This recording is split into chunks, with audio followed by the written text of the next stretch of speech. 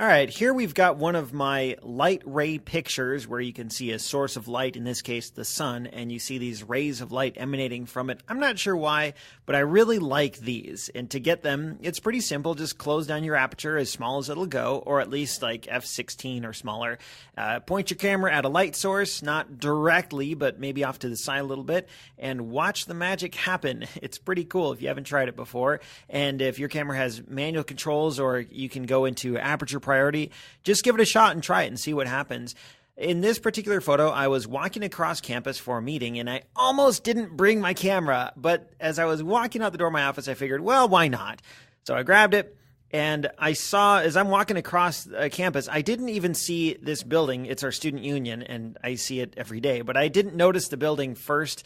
I noticed its shadow first, and it was casting this super long shadow over the lawn of the library.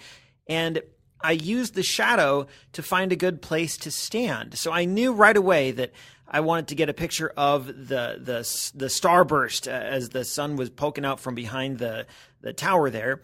And I didn't want to stare at the sun and kind of move around until I found a good spot to stand. Instead, I looked at the shadow and placed myself accordingly, and then turned around and snapped a picture of the sun.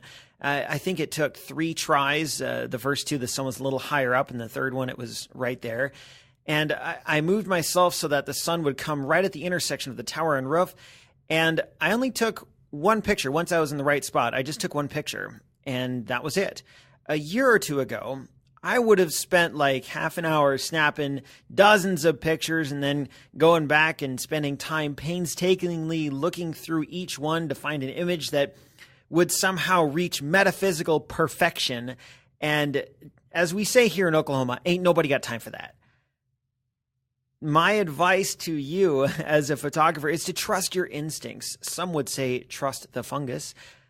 And know your camera. Know what you can do, and just take your picture. So what if it's not the pinnacle of photography? You know what? Life isn't perfect either. You'll notice in this picture, the tower's leaning off to the left a little bit. My camera wasn't perfectly straight, and I didn't fix that in post because I didn't want a picture that was technically perfect. I wanted just a little bit of that imperfection that we see in real life.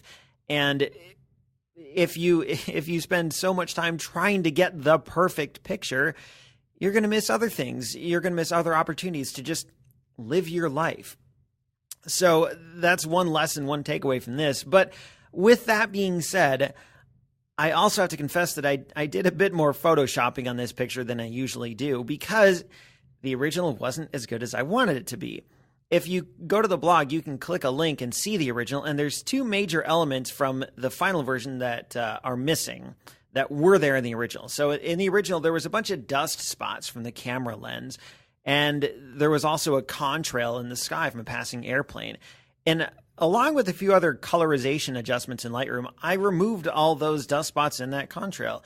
So why did I do that? If here I'm talking about how you shouldn't strive for perfection, why did I edit the photo to make it more perfect? Well, 2 reasons. For one, the dust spots weren't present in the sky. They're just imperfections on the front of my camera. I've got a little filter, a screw-on filter on the front of the camera just as a protective element against the lens. And when you stand there in the middle of the library lawn and look up at this building, at the student union, you don't see dust spots.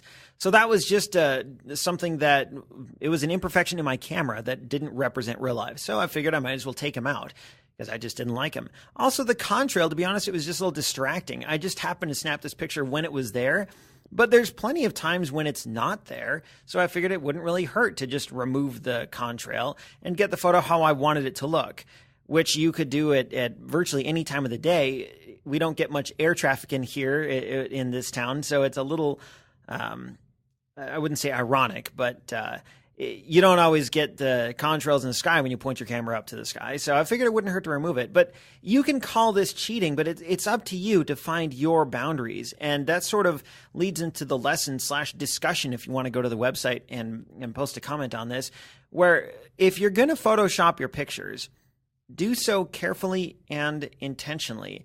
In general, I would say learn photography, not Photoshop, but use it as a tool in case you need it. And as far as the boundaries of what's acceptable in terms of image editing or altering and what's not acceptable, that's sort of a line that you have to figure out for yourself. And I'm interested to hear your thoughts if you want to go to the website and leave a comment about it.